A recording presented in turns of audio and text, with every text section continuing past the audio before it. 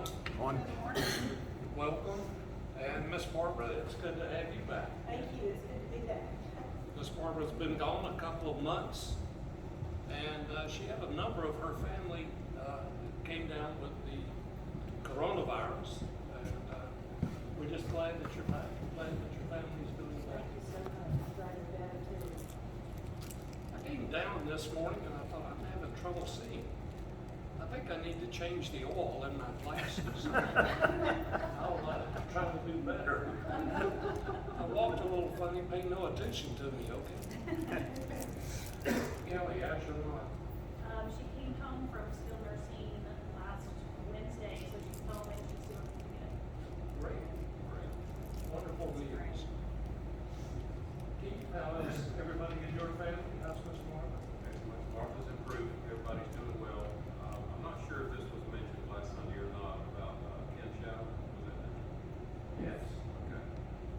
Ken is, as you may have said, was life-flight in the gang a little bit over because his kidneys were failing. And he's still not conscious and not, he's holding steady, but still in pretty bad shape. So continue to pray for him. He's a dear friend of ours and former deacon at our church. And he's a good man. So continue to pray for him, please.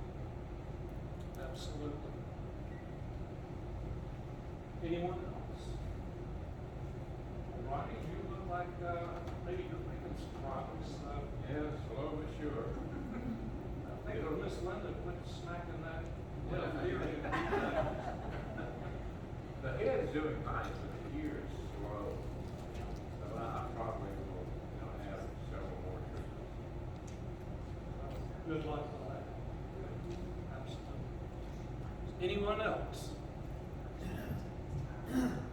Well, I consulted my source of information this morning about announcements, and I was told that there really wasn't anything, so with that, I'll turn it back. Tommy, before you sit Yes. down, wait, so I'm sorry. No. Always. So, don't go to the park. Come in the gate. I don't want me to go down. Stand there, it's gonna come in. Get ready. So today, this is a National Faith in Blue Day today, and we don't do all the recognitions here that we should, but I don't want to let this one slide by. So we're honored to have Brother Tommy, who serves as Chief of Police in Holly Springs, but has been a consultant to and a help for so many agencies, state, local, and federal, and others in his years of service, but has served in that role today. Just want to thank you for that. I think church, we should just say thank you for all you do to serve in that capacity. It gladdens my heart every time I drive through Holly Springs, and especially drive by there, just to think we've got a man of faith in there, somebody who loves the Lord and is working hard to preserve and protect, and it's a blessing to us. So I want to give you a hug, tell you we love you, man. Just pray for you, that would love you. All right. Absolutely. Heavenly Father, we're so grateful for Brother Tommy and all that he represents, God. He has one of the most thankless jobs on the planet Earth, and he gets pulled in 1,000 different directions, trying to do all the things that he's doing. But God, I'm so excited to know that at the core of his heart is pleasing you and putting you first, God. And I pray that you give him continued strength every single day, and remind him that there is an entire community, the grand majority of the community, reaches out and loves and embraces our police officers, our law enforcement officers, and we just absolutely love and appreciate them standing in harm's way to preserve and protect our freedoms, God. We don't take it for granted, God, and we don't ever want to let it seem like we do. So I pray that he would be encouraged and strengthened through that. And I pray that you give him grace and mercy as he leads and guides, that he would be able to have an incredible influence on young officers, God, and just be able to lead them to a life of faith and to living out that faith in this really incredible role and making a difference in a community like Brother Tommy has. Bless him, God, and guide him. In Jesus' name we pray. Amen. Amen. Thank you, sir. Love you, man. Appreciate you. Well, speaking of the Faith in Blue weekend, yesterday, we do this every year. We held an event at the First Baptist Church of Holly Springs, and it was basically a food drive. People would come by, they would see our equipment. We had the State Patrol there as well. We had their Bearcat from their SWAT team, and we had our Humvee motors. But the one thing that is just always a hit at an event like that, and especially with children, are the dogs. kids love the dogs. We had a state patrol dog there yesterday, and our dog, ours is a little bit hyper, so, you know, the kids really don't need to pull on his ears that much, you know. But it was a wonderful day. When we left yesterday, we called the event at 2 o'clock, and we had a Humvee full of food, and that will be distributed among several different centers, the Veterans Center, the Battered Women's Shelter, and some for the Holly Springs Baptist Church itself. So it was a success. But thank you. Thank you, Bill. Turn over to page 224. I know I'm probably the only one that ever gets zinged by the pastor in his sermon. Does anybody else have that experience? Last week, oh, you did good. Last week when he was speaking, he spoke about how sometimes we just sing the songs. We don't feel the songs. We just sing the words.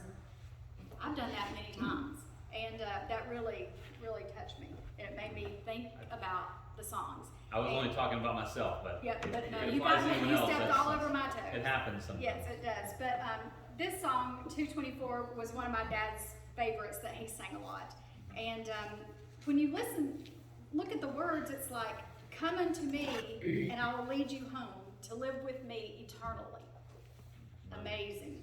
Amen. We can't get that here. It's only through Jesus we get that. Amen. On earth, we have nothing but hope. And without hope, what do we have? But let's everyone stand and let's sing 224 and really listen to the words as you're singing it. 224. 224.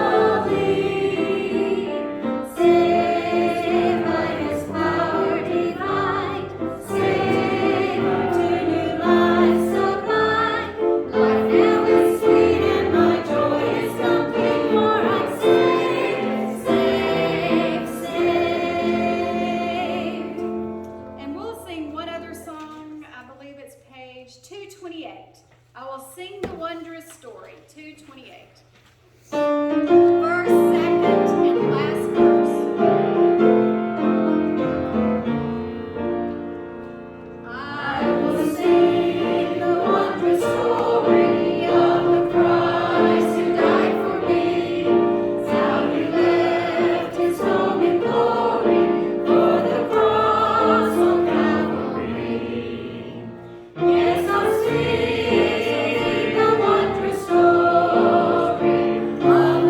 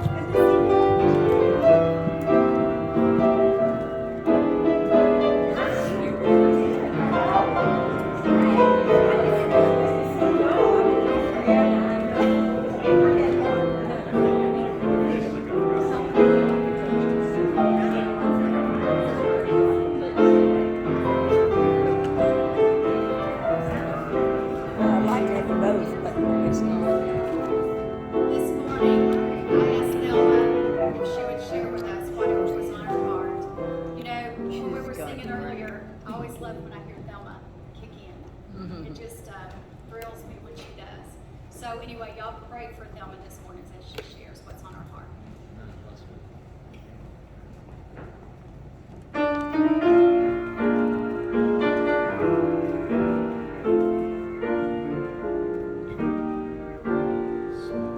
When I step into the door, I sense His presence, and I knew this was a place where love abounds. For this is a temple, Jehovah God Almighty, and we're standing in His presence on holy ground. We are standing on holy ground, and I know that there are angels all around. Let us praise Jesus now, for we're standing in His presence on holy ground.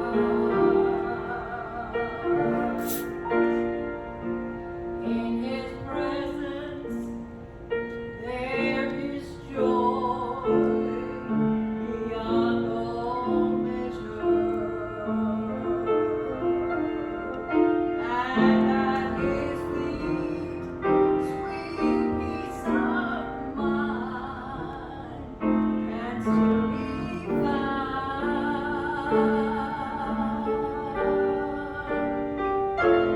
If you have a need, I know He has the answer.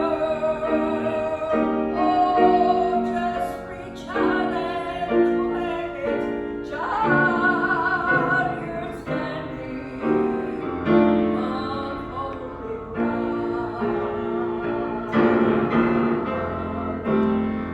We are standing on holy ground, and I know that there are angels all around. Let us praise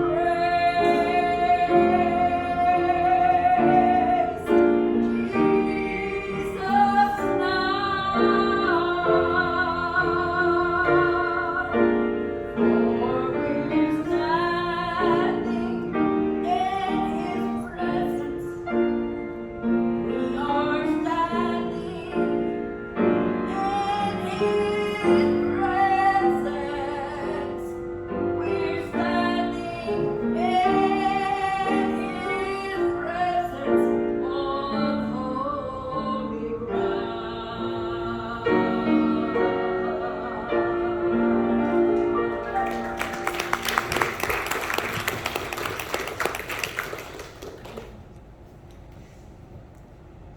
Thank you. Thank you so much. I love that song. That is a very powerful song, but it pales in comparison to how well it was sung and the spirit with which it was sung, and just made it that much more powerful. Thank you for sharing that and taking us into that reminder. One of those old.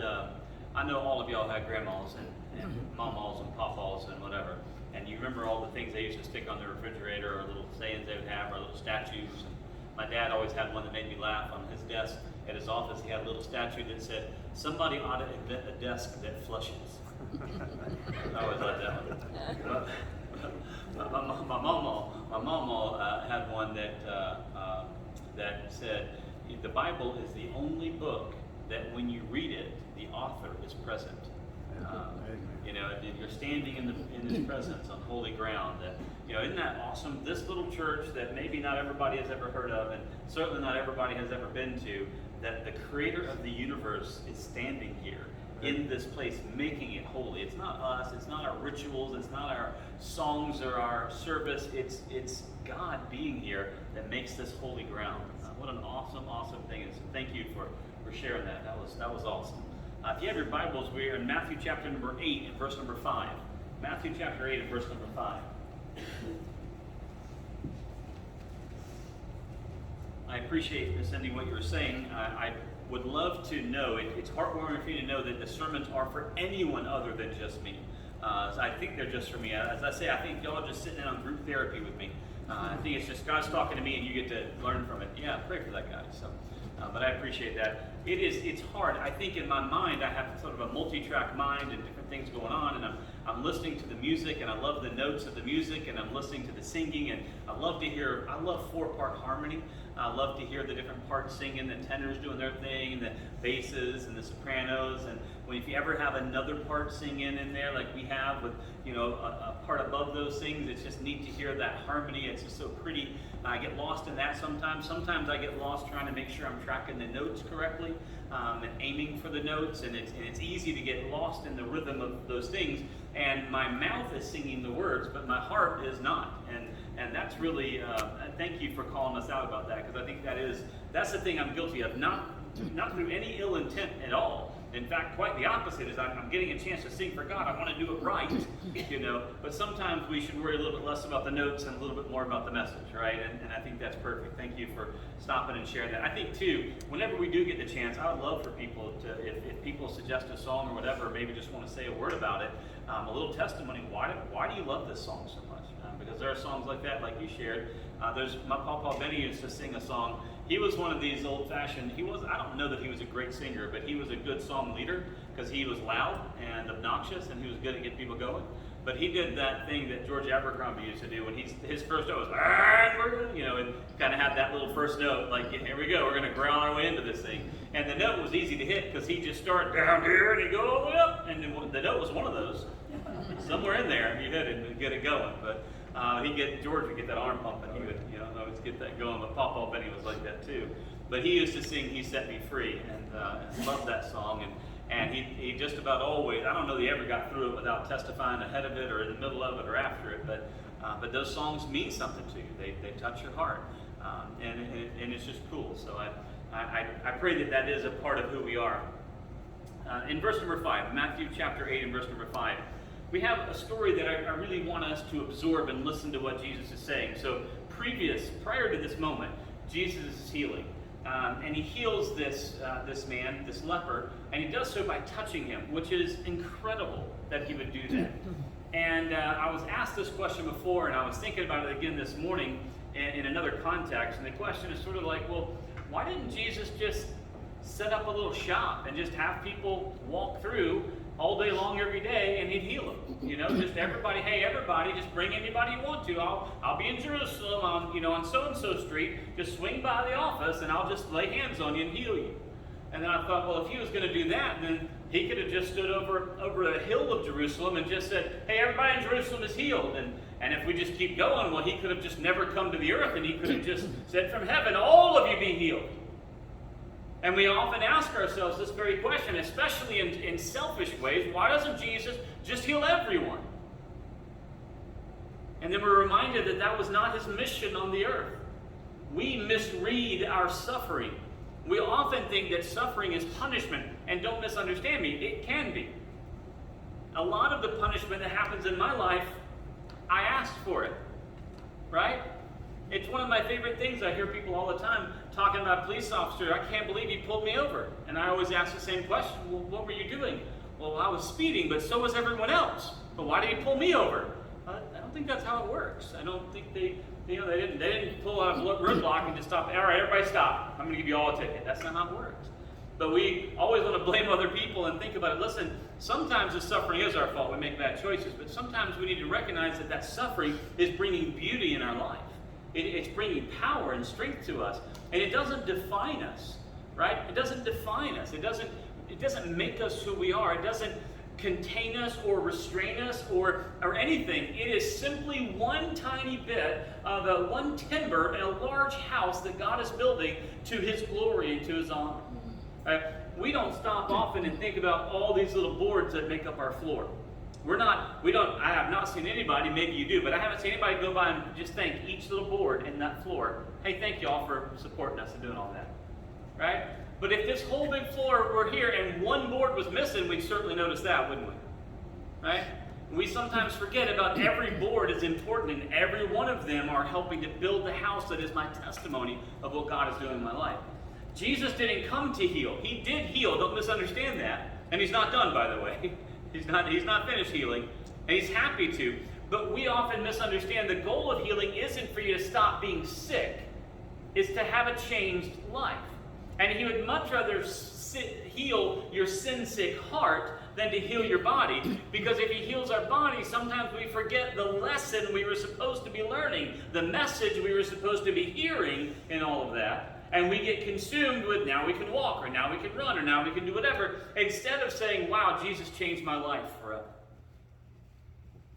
There's the Greens used to sing a song called The Miracle in Me. It said, I've never seen I don't know, get all the words together. Never seen the thousands fed or the blind made to see. I've never made the lame to walk again, but I know that he lifted me. Right? There's a miracle right before your eyes, big enough to see. If you wonder about the miracle is in me. Right? There's a miracle in me. Listen, Jesus saved my heart. He saved my soul. He saved my eternity, and has given me eternal life. Is there any healing that could compare to that? I mean, even if I was unable to walk and I was able to walk, or even if I was deaf and was made to hear, would that in any way compare to my eternal soul being claimed by Jesus Christ? And this is really the issue. We see that healing often gets in the way of us hearing the message of what God is saying.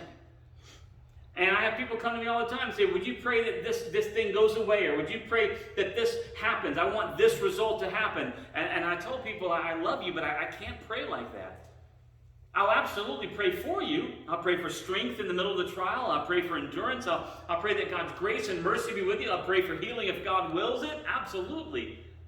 But my main prayer is that you learn the lesson and you hear from God and you see Him in the presence of this walk of what you're going through, that you don't go through it. That's the worst part of it all, right? If you went through all that trouble and you didn't have the benefit, right? You didn't get the benefit of it, right? That's important. So I pray that we have a heavenly perspective on healing and don't lose sight of the fact that Jesus does heal miraculously, and I thank God for it. But if He does so, He does it as part of a testimony. It is to His glory and not just for our little healing. It's not just for our little body. God's not playing favorites with who He heals and doesn't heal. It's part of our story and our testimony. Amen? It's important for us to hear that. All right, verse number 5. Now, just anytime we start with that word, I always like it because it's like the action news. You know, I back in the 1800s when I used to listen to the news, before it was so depressing I couldn't stand it anymore. Now, I think good therapy for you is to never ever watch the news. But just free tip, never watch the news. But just call me, I'll tell you what's important. But they say, and now, breaking, now, and now, we have this late breaking story, and now let's go over to sports, and now let's look at the weather, right? This idea was that there was so much going on in the world, we had to jump from thing to thing. Right? Now we're doing this, and now we're doing that, now we're doing this other thing, right? It's like maybe when you have all your grandkids around you and they're like, Nana, look at this, Nana, look at that, Nana, look at this, Nana, look at that, and you're like, oh my goodness. Right? They're so excited. When you hear this in Scripture, I want you to hear the same thing. Now, this, and next, right? Hey, he did that, and then look, he did this thing. And then we walked 3 more steps and he did this thing. And John is the one who is the most honest. He said, look, if we tried to write down every amazing thing Jesus did, the whole world couldn't contain all the books it would take. But I love this sense of this word now. It's like, and this is what happened next. So it says, now when Jesus had entered Capernaum, a centurion came to him, pleading with him, saying, Lord, my servant is lying at home paralyzed, dreadfully tormented. Compassion is a difficult word. It's a difficult thing to live out. We tend to sympathize more than we empathize. Several of you have asked me how my knee is doing. And maybe you've never had knee pain. That's pretty rare these days. But most of you can sympathize and be like, oh, I bet that hurt. Some of you have had a knee replacement and you can empathize. You're like, I've been there and done that, bro. I got the scars. I got the t-shirt. I know it. Right? But when you empathize, you really have true compassion. I know where you are. I know what you're going through. I feel what you're feeling. I see what you're dealing with, and I am right there with you. This man is a centurion. A centurion, by rule of the word, means he is the master over 100 soldiers, right? Century, like a century is 100 years. He was a master. He was a sergeant, or maybe even higher rank that in the army. He had 100 soldiers at his order, and if he said a word, if he said jump, they said how high. Right? So he is an important person used to giving orders. And he likely lives in a big house with lots of servants. And I just think it's so amazing and so important of his character that he took time off of his work and stepped away from his duty to come find Jesus for one of his servants. Not his wife, not his child, not even himself. Can I tell you, I haven't made it very far into this story, and I already want to be more like this guy. I want to learn to have empathetic compassion. I want to learn to see the people around me. I want to spend more of my prayer time focused on all the other people that need Jesus and not just on poor little old me. It's easy to throw ourselves a little pity party and focus on ourselves and be consumed with it. And then we sort of get frustrated because we don't see God doing the thing we want because we're not asking in the right attitude and the right way, and we don't see it happen. That gets us more frustrated, so we spend more time telling God how much He needs to step it up for us. But when your prayer life changes, when you want your prayer life to change, begin to be consumed with other people. Let it be intercessory prayer that dominates your prayer conversation. Praying for other people in your life, other people that you don't even know, people around you. I was just mentioning, we drive down or up Highway 5 quite a bit. My wife loves to go that way. Any way that isn't the interstate, she loves to go. And we drive that way all the time. It's much slower than that, but we just love driving it. So we end up driving by the police department. Every time we do, even before I knew Brother Tommy, we always prayed for the police officers. We prayed for them. Whenever I see a firefighter or an ambulance or something go by me with their lights on, or state patrol getting on the ramp or whatever, I'm always praying for them. God help them, bless them, lead them, and those that they're about to deal with, the people that they're going to that situation. You know, just pray. I want to live my life where I'm focused outward. I'm thinking of others. I'm praying that way. That's not our natural setting. That's not our default. It is easy. You have never ever sat down with your little 3-year-old and said, okay, little Johnny, today's lesson is on being selfish. Now, sometimes you have to learn to grab before other people grab. And sometimes you need to think of yourself instead of other people. You don't ever teach that lesson. It's like, you may remember teaching your kid to say yes, but I guarantee you don't remember telling them no. They learn that one right away, don't they? You may have taught them to obey, but you never had to invest time in teaching them. Now, it's about time you learned how to disobey. You never did that, right? Our nature is disobedience. Our nature is selfish. Our flesh loves sin. So I'm telling you to go against your default programming here and let your prayer life be consumed with others. The centurion said, I have the servant lying at home paralyzed, but then he adds this word, dreadfully tormented. Now, I don't want to read too much into this, except the words that are actually here, but the only way to know someone is dreadfully tormented is to stay by their bedside, is to spend time with them. Not a report, oh, they're sick and not feeling well. You know the difference, right? You get a report about somebody and you hear the high-level news, the headline. They're in the hospital, they're not feeling well, okay. But when you sit with them and hold their hand and you hear them moaning or see them groaning or see them writhing or moving and you see the pain expression on their face, then you know that they are dreadfully tormented. Do you see the difference here?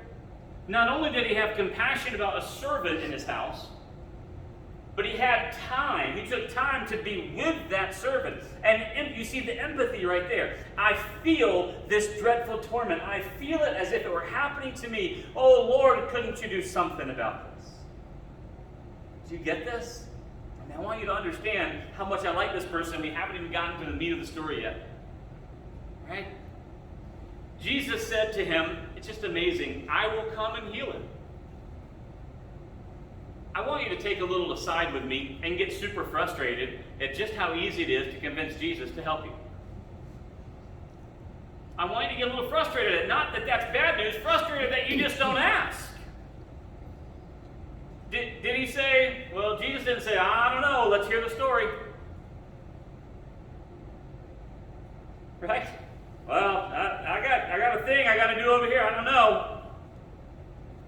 I mean, are you important? Are you somebody important? You have money? Are you an important leader? None of that. This total stranger walked up and said, hey, I need your help. Could you come and heal my servant? And Jesus' response was just simply, I will. I love serving a God who just will. Who just will. When I ask, he will. The book of James says, you have not because you ask not. How silly is it? We struggle and fight and squirm and try to do everything on our own, and it's all frustrating. Only at the end do we turn to Jesus. I've shared this story before, but because I love tormenting myself, I'm going to share it again. We were on a way to way before cell phones were as big a thing. My wife and I were dressed up on a way to do a wedding rehearsal. And the whole wedding party was waiting on me there, and we got a flat tire. And I'm wearing the whitest shirt I own, and I'm dressed in dress shoes and dress pants, and we're on Highway 75 over Lake Allatoona on that bridge, right? So it's a long bridge over Lake Allatoona. It's rush hour traffic. It's 5 o'clock on a Friday, of course, obviously. As anyone would know, that's the only time you're allowed to get a flat tire. And so here I am, pulled off side, and it's a Ford Explorer. The tires exploded. If you remember, that was a thing that was happening with those tires. And so there was no like driving to the exit or anything. It was on the rim. Tires exploded, and I got to figure it out. Well, my wife is amazing, and she looked at herself all dressed up and said, I'm not changing the tire. She looked at me all dressed up and said, you shouldn't change the tire. She said, we pay money every month to have the privilege of having roadside assistance. Let's just call the people and they'll come and they'll lift up our car and they'll change the tire and we can slide them a 20 if we want to tip them and we can leave. You can sit in the air conditioning the whole time. Well, obviously I'm a man. I don't need some other man to come change a tire for me. Oh, it'd probably take him an hour to get here, and he'd probably do this and probably do that. I'd have to end up doing it myself anyway. I can change a tire. You should remember those words for later on in the story, by the way.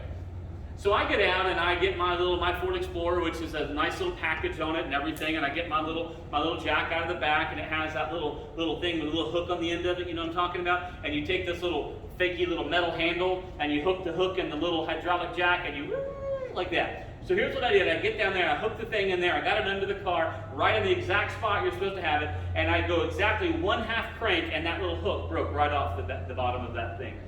So now I have a hydraulic jack with no way to turn that knob, so I have to lay on the road and turn it with my fingers. And I don't know if you've ever tried to turn the hydraulic jack with your fingers, but it is not fun. But dadgummit, I was going to get it done. And so I twist and twist and twist, and I'm laying on the road. It's Highway 75. It's 100 degrees outside. The road is bouncing the whole entire time. Cars are zinging by me, and it's hot, hot, hot, hot, hot. And I'm in my white shirt and my dress pants, and my dress shoes are getting scuffed, and I'm getting disgusting. I'm doing everything. I'm laying on the road. I'm crank it to the top. Crank it to the stop mark. I mean, I got that thing all the way up, and it wasn't tall enough. You could not get a tire off. You couldn't get a tire on. And I was like, all right, man, I feel like an idiot. Did I put it in the wrong spot? I didn't, by the way. All right, let me try again. So I can't release it because I don't have the little knob thing, so now I have to turn it all the way back down. So now I've got to do this. And again, if you've never done this, you can't appreciate it. But it is no small feat to twist a hydraulic jack knob, okay? I have to twist it all the way back down. Now I'm pretty frustrated and even hotter. I try a second spot, no dice. I try a third spot. I even open the manual.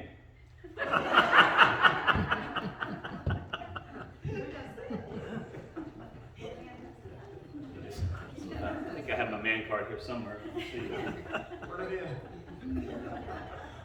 I mean, you know, I was running out of time, man. I got to do something. How could I be wrong? And of course, it says there are 3 locations you can use to jack up your car and change the tire. And I had used all 3 of those exactly right places, and it just wasn't working. So an hour and a half later of doing this, my arm I look like Popeye now. I'm like, I can't move this arm because I'm trying to twist that thing up and down every single time. I'm sweating. My white shirt is no longer white at all. I'm just dirty from my fingertips up to my elbows. And I get in the car and my wife's like, she's so beautiful. She's so sweet. She could have said a lot of things, but she said, now do you want me to call them? She could have been like, She wasn't though. She's just so sweet. She really is perfect. I don't mind telling you that. But she sure could have been like, good job. Yeah, this is really saving us a lot of time. Good job, man. You're a man's man, babe. She didn't. She knew that. She said, now would you like me to call? Sure. We call him. The guy's there in like, I don't know, 10 minutes or 8 minutes or something ridiculous. Zips us behind us. He has one of the like indie jacks, you know. One puts it under the car, one lever. Whoa! The whole car is up in the air. He changes the tire. It does it all. And it looked like a pit stop is what it looked like. I mean, it looked like he was getting paid by the second or something like that. He was out of there. And he changed it so fast that I didn't even have time to finish being frustrated. You know what I'm saying? Like I was still frustrated that I was having to call him. And man, just got the tire changed and it was great. No problem. We were an hour and a half late. They had to have the wedding rehearsal without us, which I was a key role being the pastor there. And there's no way to call them and tell them anything. No explanation. We don't have any numbers for anybody. And we tried figuring out how to call them. We couldn't do any of that stuff, and it was a hot mess, right? But I went to the dealer because I know you're curious later. I went to the dealership and we had a long conversation about that jack. And it ended with them making profound apologies to me because they had changed the rear end of the car. Like it was a custom thing from Ford, like a bigger tire and bigger everything. And so this part of that replacement kit was to change the jack. But he says, you cannot, because they tried to tell me that was the right jack. And I said, it is not. And they actually did it. They were like, you're 100% right. We made a mistake. We're sorry. You could never have gotten that tire off the ground enough to change the tire. I was like, I know that now. But they were very apologetic and they made it right eventually. But just one of those things that it shows to go you, right? It goes to show you how difficult these kind of situations can be. Back to that, we put ourselves in a lot of those situations. We put ourselves in a lot of these little trials. We put ourselves in a lot of these torture spots. And we make things so hard when all I had to do was sit in my air-conditioned car in my suit and tie and jacket and my shoes and my gorgeous wife. We could have sat there and smooched the whole time we were waiting on the wrecker, right?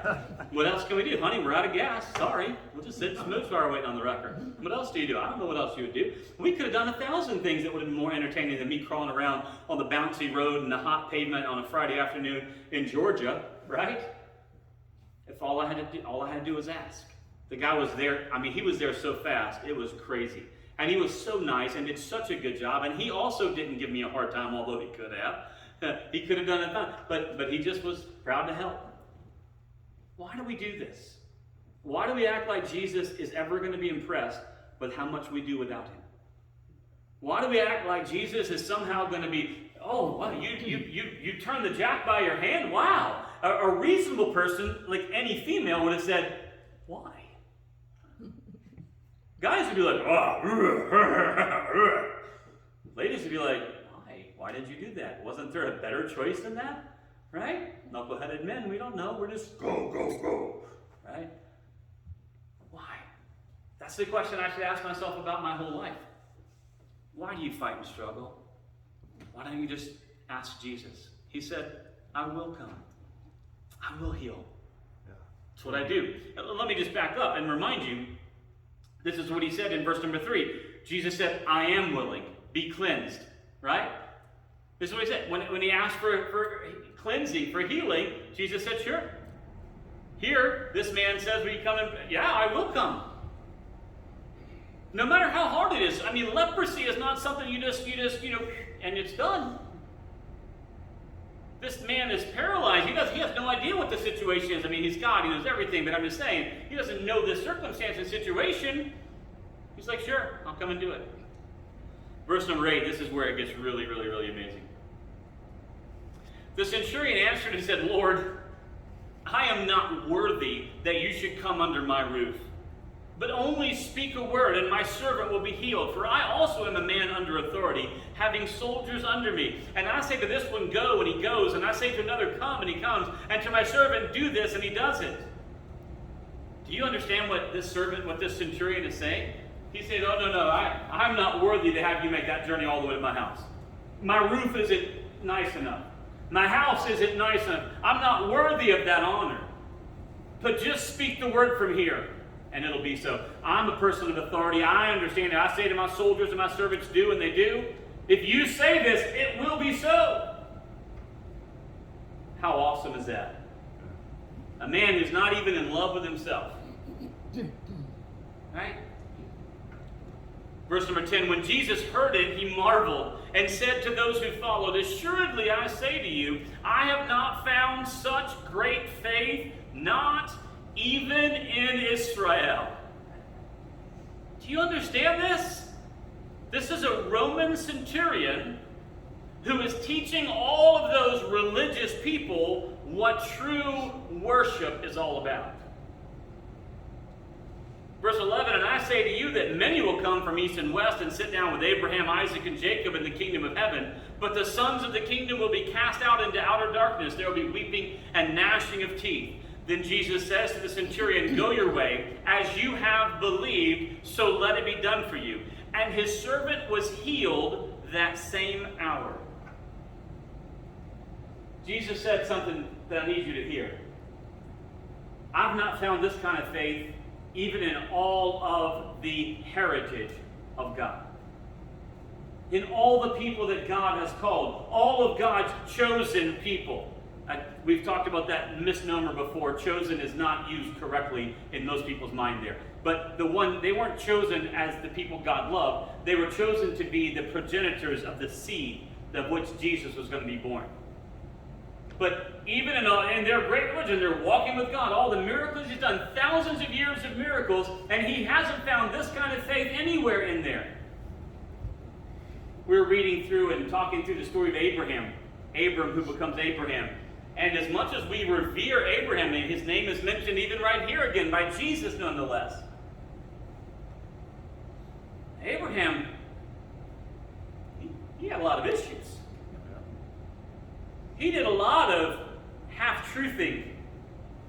A half-truth is also known as a lie. That's correct. There's no half-truth. It is either true or it is not true. There is no halfway truth. Partial, it's a little lie. No, they don't come in flavors and they don't come in sizes. They don't come in colors either, by the way. It was just a little white lie. Okay, it's a lie.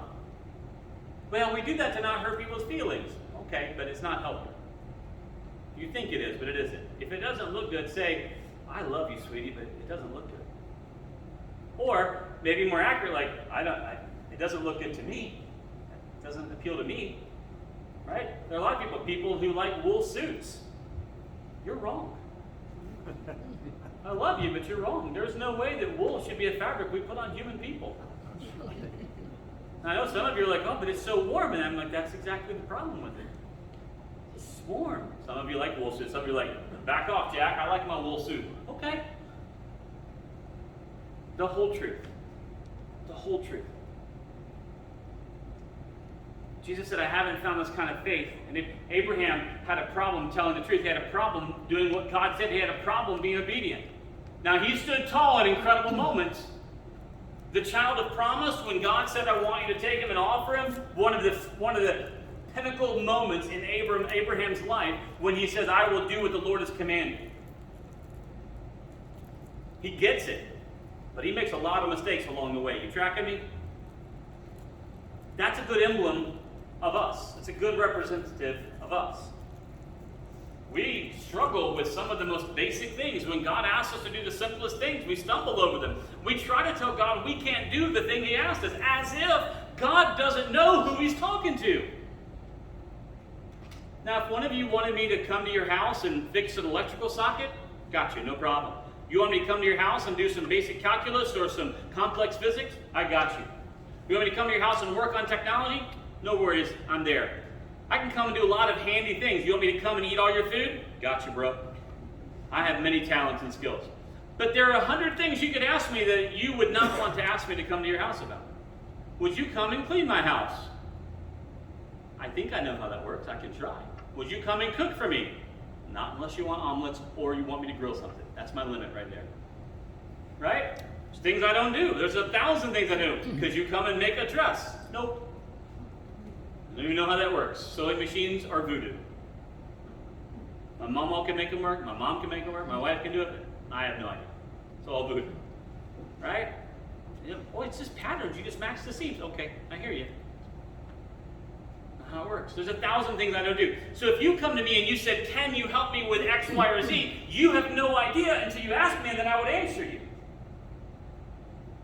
But when the creator of the universe walks up to you and says, Dennis, I need you to do this thing, he's already reviewed your qualifications. He's already understood from the blueprint he had of how he made you and wove you together and built you perfectly in exactly the image he wanted to do this very thing he's asking you to do. He already knows you can do it. He only needs to know if you will do it. I'm not asking can you, I'm asking will you. Amen? Jesus said, I've not found this kind of faith in all of Israel. Abraham and Isaac. How did Isaac do? Did he do way better than Abraham did? No. No, he has his moments. What about our buddy Jacob, who literally becomes the name Israel? How did he do? Yeah, he struggled as well. And yet Jesus mentions them, Abraham, Isaac, and Jacob. Heroes of the faith, but they're imperfect. They blow it because they don't understand that when you need something, you ask Jesus, and he will do it. He will heal. He will heal. Jesus said, by your faith, because of your faith, what you want to happen has already happened. And it lets us see behind the curtain a little bit about who Jesus is. It was already done. Jesus could have gotten on a pony or walked along behind the centurion and walked all the way to his house and made a big show out of all that. And he could have walked in there and done a little, oh, yeah. But the guy was already healed. Not because the centurion was worthy or because Jesus liked the cut of his jib, because of his faith.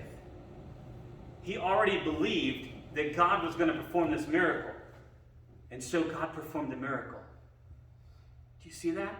I mean, the Bible goes to great lengths to explain that the centurion did not get home before the healing. The very hour he was standing there talking with Jesus is the very hour, the very moment that the man was healed. So my question is, where is our faith? Can I let you in on a little secret? It's right next to our obedience. It's right next to our obedience. I was not a particularly bad kid. I was just very active. Active is a euphemism.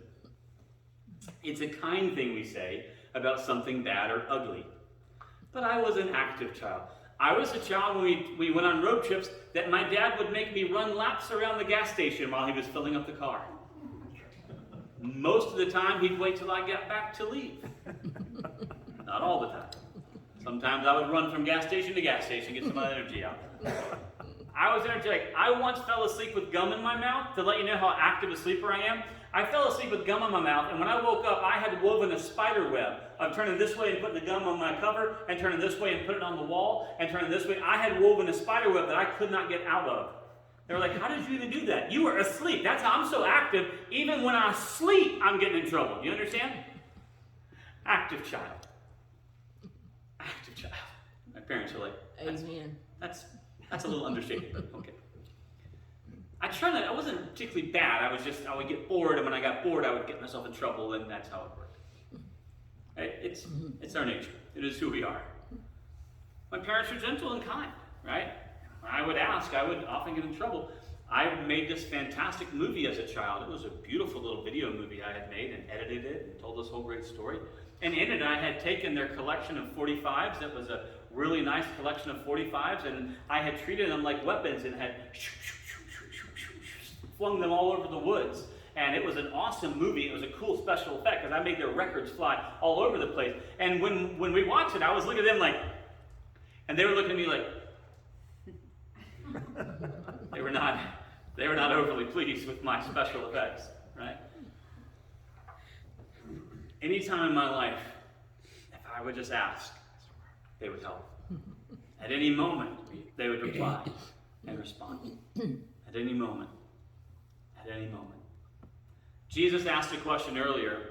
He said, if you know to take good care of your kids and you're not perfect, don't you think I'm going to take care of you being perfect? Don't you think? Don't you believe? As they come with a song, I want to invite you today to just ponder this. Where my faith is right beside my obedience. I never once got in trouble. My story about being active. I never once got in trouble for doing what my parents asked. Even if what they asked me to do got something else in trouble or did something wrong, because I did what they had asked, I didn't get in trouble for it. Do you understand? My obedience, and obedience is really strongly correlated to faith. Because if I have faith that my dad is right, then my obedience shows that. And if I'm disobedient, I am proving that I don't have faith.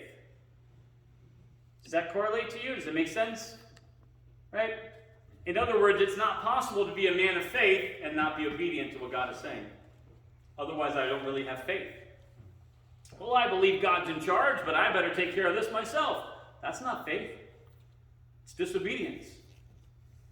So let's get them in step with each other. Let's show our faith through our obedience.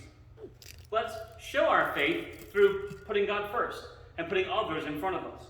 Let's change our prayer life to let it be dominated by prayer for other people. Let's learn empathy and sympathy and compassion on the people around us.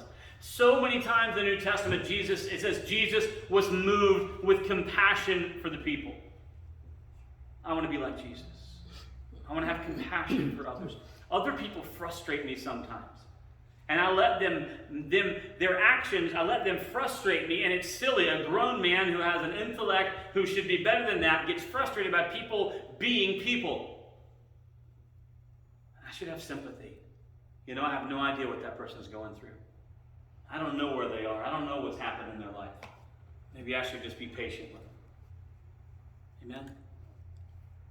Let's show faith through obedience by caring for others and loving others and preferring them to ourselves. Let's stand as they sing. I invite you to come down and pray. Just surrender it to God. Whatever your need is today.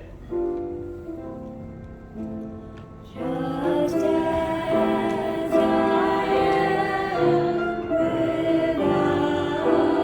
without one plea, but that thy blood was shed for me, and that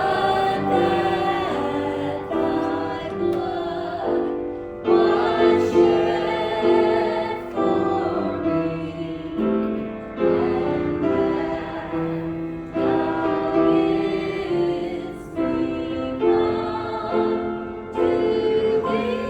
thee.